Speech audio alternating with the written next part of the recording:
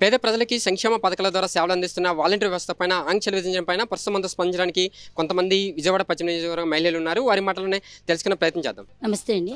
వాలంటీర్లను ఉద్దేశించి చాలామంది కొన్ని కామెంట్ చేస్తున్నారు. ముఖ్యంగా కొన్ని ఆంక్షలు కూడా విధించారు పెన్షన్ అందించకుండా. ఏం చెప్తారమ్మా? అసలు టీడీపీ ప్రభుత్వాన్ని కానీ జనసేన పార్టీని కానీ ఏమనాలో కూడా మాకు అర్థం కావట్లేదండి. అసలు గత ప్రభుత్వం కంటే కూడా ఈ ప్రభుత్వం చాలా ఇదిగా అసలు కనీసం 3.5 సంవత్సరాల నుంచి పెన్షన్లు ఇంటికి వెళ్ళి తలుపు కొట్టి తెల్లవారుజామున మహిళలందరికీ ఇచ్చేవాళ్ళండి. ముసలి వాళ్ళకి కానీ లేకపోతే వృద్ధాప్య పెన్షన్ కానీ ఏదన్నా కానీ ఎంతో సహకరించి వాలంటీర్ వ్యవస్థ చాలా ముందడుగులో ఉంది.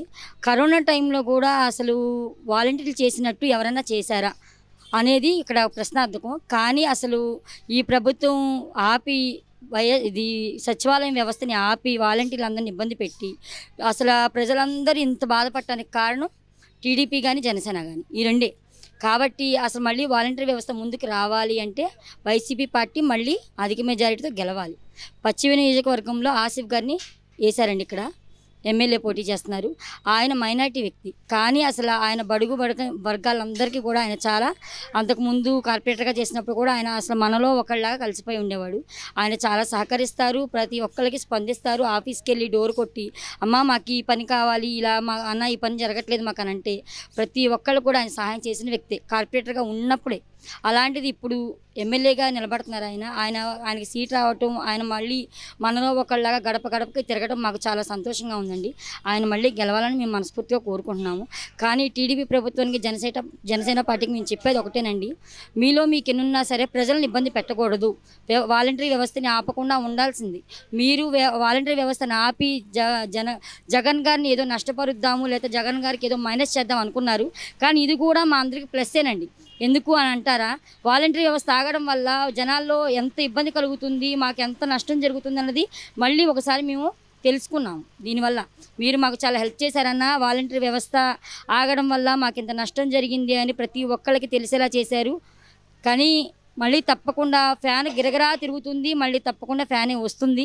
రావాలని మేమందరం ఆయన కోసం కృషి చేస్తాము. మేమందరం కూడా ఆయనకే ఓటేసి మేము తప్పకుండా గెలిపిస్తాం.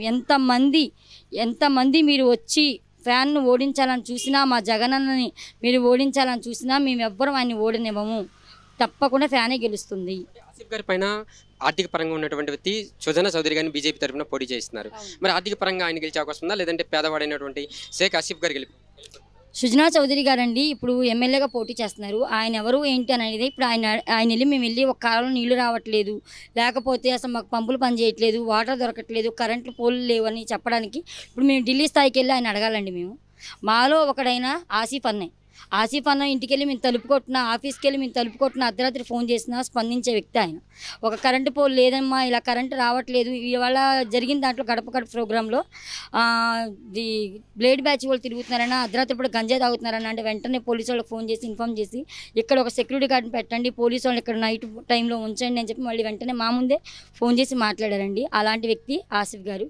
అసలు ఎక్కడికో వెళ్ళి ఢిల్లీ స్థాయికి వెళ్ళి మాకు సమస్యగా ఉందని మేము అడుక్కుండే అంత దూరం వెళ్ళి మేము అడుక్కుండే మనీ మా దగ్గర లేదండి. కాబట్టి ఇంటి ముందున్న ఆసిఫ్ అన్నది వెళ్ళి తలుపు కొడితే, కాలింగ్ బెల్ కొడితే వచ్చి తలుపు తీసే అన్న మాకు కావాలండి.